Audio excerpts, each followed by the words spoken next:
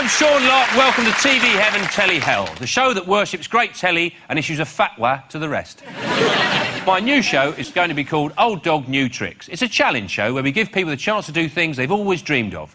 Gordon always wanted to play the piano, and after only 35 volts, he was bashing away like Jules Holland. Mary's 84. She's just learnt Chinese. Well, I hope so. We only bought her a single ticket.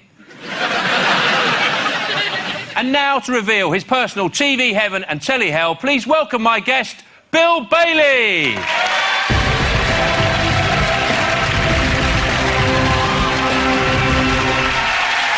Hello, Bill. Hello, John.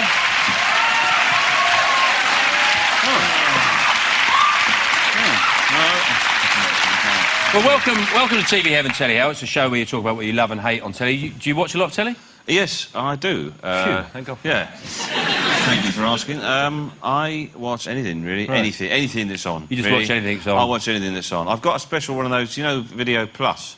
It's got a special version of that, and I've set it only records the reveal moments of renovation shows. Right? So it's just an hour of people going, I love that. Well, your first choice, Yes. it's TV Hell. It's a celeb-based show, and it's on BBC One. It's called Alistair McGowan Goes Wild with the Rhinos. That's it. What do you hate about this show? Well, I just feel a bit sorry for him, because he does actually look patent. He's terrified of him. Somebody said to him, you go and do the thing about the rhinos, and he's got there, and he's just absolutely sort of terrified out of his wits of them, and he keeps having to kind of put a brave face on, but doesn't actually get anywhere near the rhinos. Yeah. It's kind of... We've got a clip of him here, and we see him. He's terrified of a charging rhino. Yeah. Despite the fact that he is in like a military Land Rover. Yes. Unless one of them's got a spare set of keys, I don't know what he's worried about. But... Here we go. Someone wanted to find out exactly what I was made of. Now this is definitely a what-if moment. What if the engine stalls? What if that huge horn tears through this metal door? What if I don't make it to the end of the first day? And what is that snorting noise?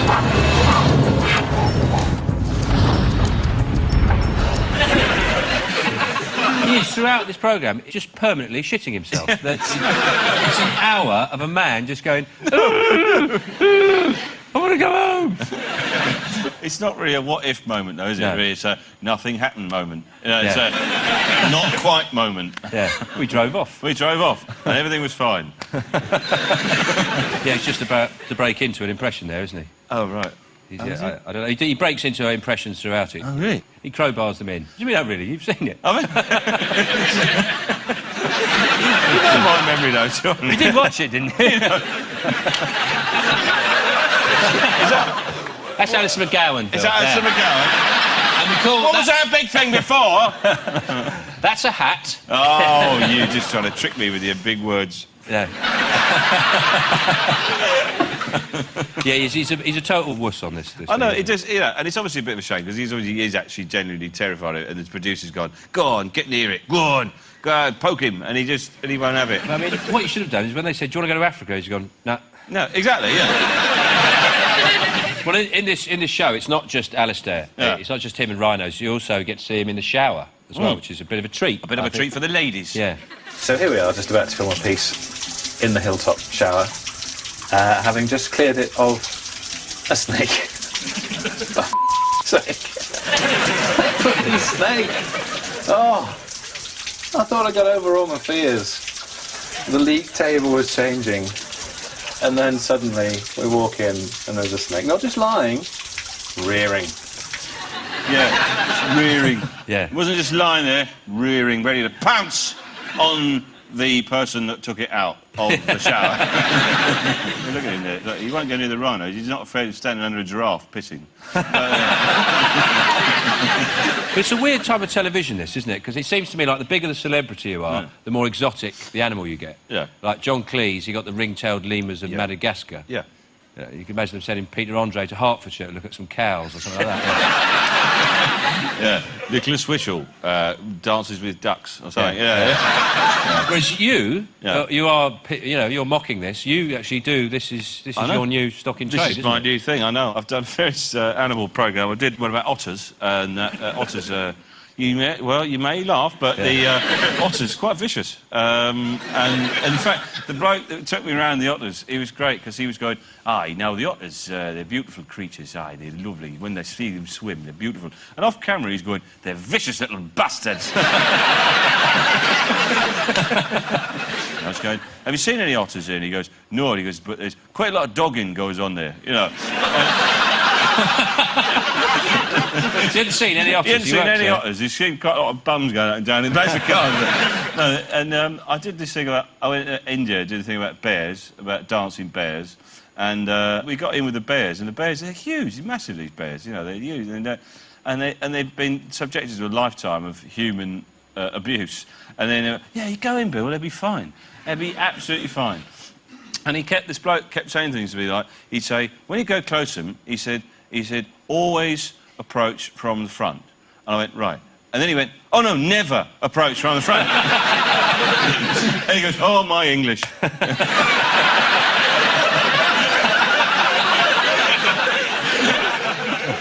I always do, what? Neil Morrissey's done one, though, hasn't he? He's done one with sharks. Yeah, oh, yeah, yes. He did one with sharks. That's right. And he does get close to some sharks, a lot closer than Alistair McGowan. Yes. But probably not as close as Dennis would like him to. He's all right. No, he's not. He's just coming... You're not a fan? No, I don't know. I've never met him. Bear him no ill will. He just comes across being very smug. That's all. Just a little bit... But, you know, he is quite smug. But yeah. There's a truth. I mean, certain people are entitled to be smug. Yeah, fair Very enough. smug, aren't they? Like Stevie Wonder. Yeah. He could be smug, couldn't he? You've got every right to be smug. True. You know, I'd let Stevie Wonder push me in a hedge. You know, I'd say, yeah, if you just come up to me and push me in a hedge, I'd go, well, fair enough, you've written some great songs, carry on. Yeah. Fine. No, if you're that good, I think you can get away with certain things. You can get away with things. David Byrne, Talking Heads. He could do anything. Really? He could really knock over all my cups. And smash them, move them all around, and just then flick the V's. Right, and you just go... I go, well... Even go, cheers, thanks. Cheers, thanks, yeah. I loved The Great Curve, that track on... Remain in Light, fantastic. He just punched me in the face, and I just go, brilliant. And it would go on, and right. The abuse, the level of abuse. But he was actually behind you, his yeah. head, he was bearing down on you. Would you let him bugger you, Bill? Where did you draw the line? This show has taken a rather nasty turn. I thought it was just a nice little show about TV clips. It turns into bugger or die. How much, Bill? Tick, tick, tick, tick, tick, tick. Yes. £1 million? David, come out. Put Bill in the harness. Shave him! You still haven't answered the question, I'm Bill. not answering! I'm not answering that question. I never answer that question, not even when other people... Everyone asks me that. No. Parkinson. Yeah. Now, come on. I was only the first... David Byrne boogie. You want to come on? That was better than McGowan. That was it, yeah. Yeah, I can do impressions. Who else can you do? I can do, what's his name? That DJ. Yeah. The DJ talk like that, you know. What's his name? Well, if I knew who it was, I could help you. What's his name? Steve. Andy Kershaw. Yes! Steve. So you can do impressions of people you don't even know the name of. Go on, then. This next record is from Haiti. Come on, that was good. No, don't patronise me. OK, we're going to move on now. Next up is something you absolutely love, which is nice to find out. It's a documentary from Australia. Yes. It's got almost sort of cult status, cane toads. It's about the toads that have invaded Australia. Tell us why you love this. Yeah, it's a fantastic documentary from the 80s, and it's just some wonderful bits, some wonderful characters. It's a great documentary. Yeah. Have a look at this. The cane toad is really an excellent invasion machine. It reproduces incredibly well. It can eat virtually anything, and it has got excellent predator defence because it is poisonous. There, you can see the venom shoot out there, didn't He poses a bigger menace as the German army did in World War II. Wherever you see a toad, have no hesitation running over and killing the monster. People hate that. It causes They do. huge level of, you know, vicious revenge. Well, it's generally considered you're advised if you see a toad, kill it. It's like what's the opposite of an endangered, protected species? They are it. You know, you're encouraged to stamp on them, jump on them, squash them, kill them, mangle them. And we've got a clip here of a bloke who's taken this to the full extreme. Any opportunity he's got, he will kill a cane toad. I know I've made a clean kill, particularly if the toad is actually facing towards the vehicle, because the air that's inside the toad is trapped within the head and blown out towards the back end, and the toad really goes off with a bang like a balloon going off. Well, I really go out of my way to run over cane toads, basically because I have a very profound love of the wildlife that occurs here naturally. If it was possible to remove them and totally eradicate them from Australia, and I was capable of doing it, I would spend a lifetime doing exactly that. Thing is, what they don't say is he also hates horses. In Australia, if there's something on the road, it's fair game. That's basically their mentality. Yeah. I remember I was being driven along a road in the outback, and this bloke was driving a big 4x4, and there was all these kangaroos on the road, and it's a really unfair trick that nature's played on them, because the kangaroos like to lick the dew off the white lines, and so they all lie and licking this dew in the middle of the road. All these cars barreling towards them like this, and most of them get up out of the way, and this one kangaroo just got up a bit late and sort of hopped one way, and then he hopped the other way, and he was all over the place, and the bloke, he didn't actually say it to me, it was just under his breath, and he just drove straight at the kangaroo, speeded up a bit, and he just went, "You're in bloody trouble."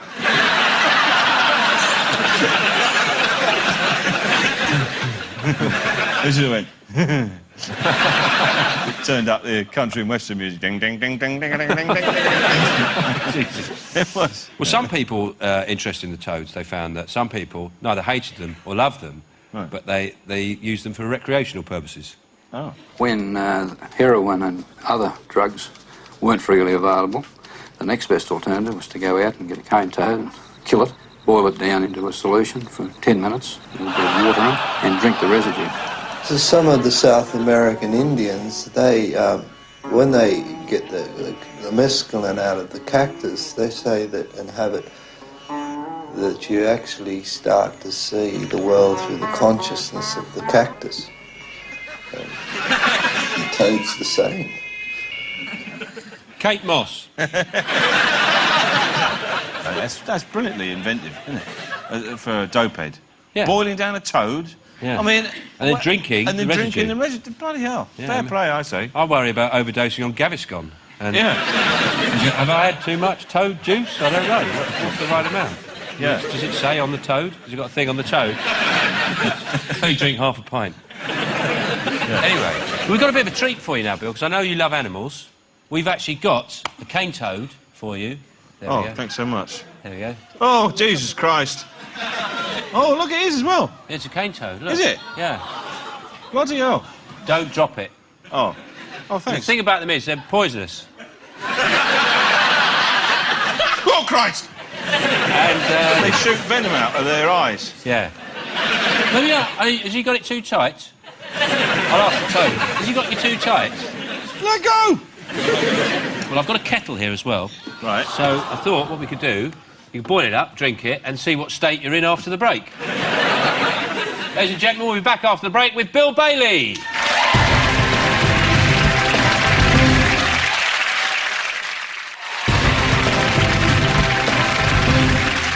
Welcome back to TV Heaven, Telly Hell. I'm here with Bill Bailey, who's flipping between champagne and winkles over his life in front of the small screen. So, the next choice is something, again, that you hate. OK, Something you hate. It's Last Night at the Proms. Yeah. And you're a musical man. I mean, Yes. what's the problem with it? I can't bear the toffery, the smugness, the general, oh, very lovely time, the middle class, affected level of privilege that seems to imbue everyone's every pore and loathe and detest everything that it stands for. The end. The end. Well, we've got a clip, and the audience generally are very well educated. Yes. Terrible, very, very self-conscious. Oh, yeah. And this is a clip of them trying to sort of really let rip. Yeah.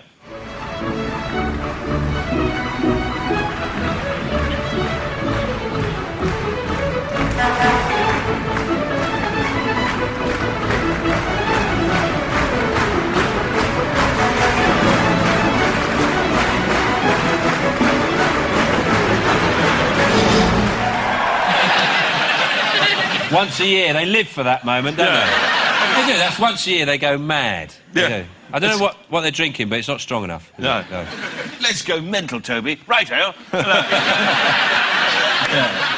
Bugsy Frobisher. Come on.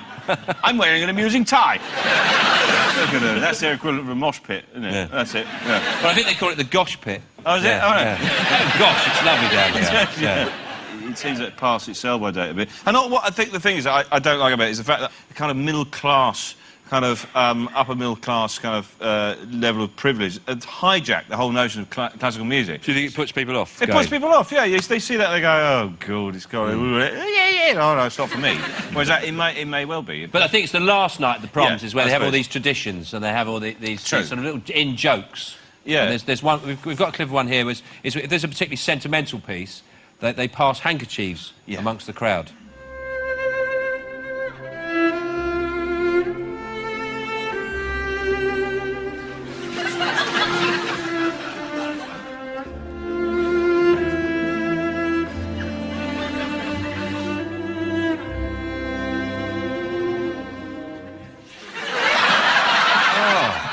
Horrible, isn't it? It's so sad. That would really wind me up if I was a musician. Yeah. It's just taking the piss, isn't it? Basically, yeah. Because it is the sort of domain of the upper middle classes, but occasionally in the crowd you get infiltrators in there, and I think in this clip we see someone who looks like a Motorhead roadie. All right.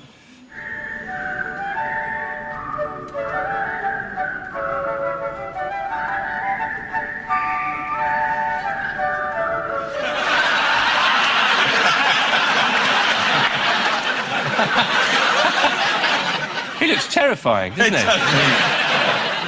Yeah, I think, yes, I've seen him at one of my gigs, I think. I love you. He represents your fan base. Yeah. You don't really get groupies so much as engineering students. don't you? Engineering students. So after a gig, you go out. There are blokes like him standing Yeah, there. standing there going... Can I touch your effects pedal? Yeah. Sort of thing, yeah. We've all got names for it. I know. I was in a band where we had a synthesizer called a Wasp, and you played it, there was no keys to it at all. And it, rather like the Wasp, it was just really annoying. That's all it was. It was just black and yellow, and you could blow it, and it went... like that. And we had a bloke in there who wanted to be in our band called Wivs. And we said, you can't be in the band, Wivs. Can I just ask, why was he called Wivs? Wivs. I don't know. Oh, just always interested about nicknames, you know. No, Wivs. I don't know, actually. Anyway, I think his full name was Wivers. Why did you call him Wivs? It was an acronym. We ingest violent... I don't know, what? Salmon. It's salmon. Salmon. Violent salmon. And Don't worry, we'll cut this bit. Don't worry. so we're in the middle of a song, and I heard this noise, and it was Wivs, and he was prostrate on the floor, on his stomach, blowing into this wasp, like that. And that's how he got in the band. And he looked up, gave me the thumbs up, like that. Right? Kicked him in the ear. I've never seen him before or since. He's like the sax player in Baker Street. Well, you've never seen him again? No, I know why. No, I've never met him, but... No, the... What are you talking about? No, the sax player on that thing. The one with... Stop chatting to your nan. I've been taken... They're on the Baker Street. Oh, God, blimey, is you hot? I'm very hot. I'm hot. Oh, a toad. Oh, lovely. Look at that. Oh, toffees. Who got me them? What are you on about, Baker Street? Not Baker Street. No, the other one.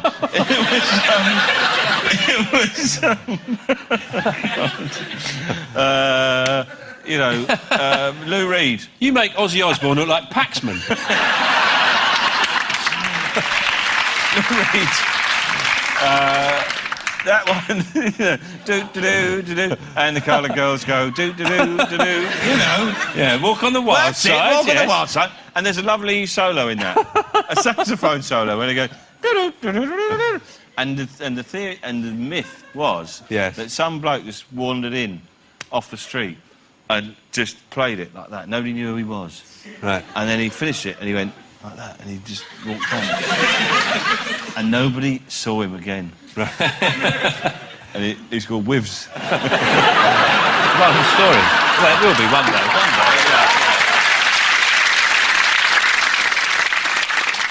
Well, we've got final clip we've got in this section. The last clip we've got is something you asked for, and it's most shameful moment in rock. It's Brian May on top of Buckingham Palace at the Jubilee. OK.